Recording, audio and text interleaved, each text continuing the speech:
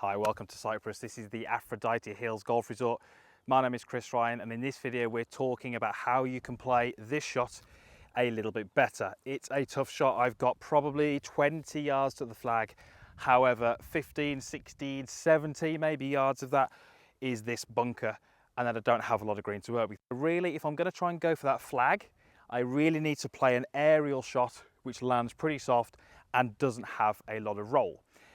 So we're going to go through how to play it, and we're going to go through some key things that you can think about if you struggle with your shot. So just before we go through anything, the lie has to be pretty good. If the lie is poor, we really don't have the option of going through the air. So you're going to have to try and play a little bit safer, except that you're going to be maybe 15, 20 feet away. But let's say the lie's good. We have the option to play that higher shot. We need to make a few changes. So there is a lot of instruction out there at the moment, and quite right so it is, about the wrist angles and how that can really affect the golf swing. We're going to apply that to the short game.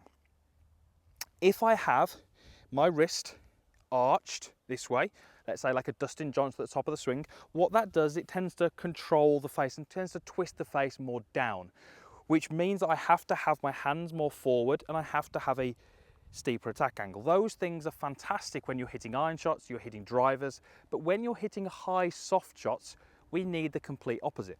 So what I actually want you to focus on here would be, I'm going to open the club face a little bit at address, so I'm going to add a bit of loft to that golf club. I've already got my 58 degree, but as I say, I'm going to add a little bit of loft, and when I set up, I'm going to feel like my hands are in line with the ball.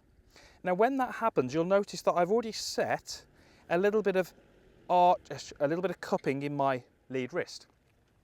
What I want to make sure in the golf swing is that that is maintained. So at this point here, I still feel I've got that cup in that lead wrist. What that's going to mean is that the club face points back towards me.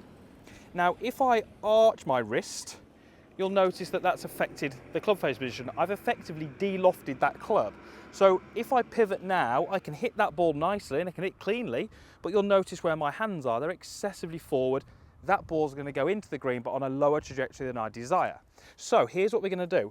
We're going to set up with some cup in that wrist. We're going to maintain that cup in the wrist. And then I'm going to really feel like through impact, using my right hand, I'm going to throw the club head past my hands.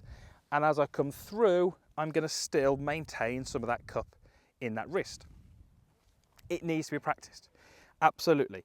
Because the cupping of the wrist keeps the loft on the golf club. I then need to make sure that I'm releasing the club accordingly to make sure that ball doesn't go excessively off to the right.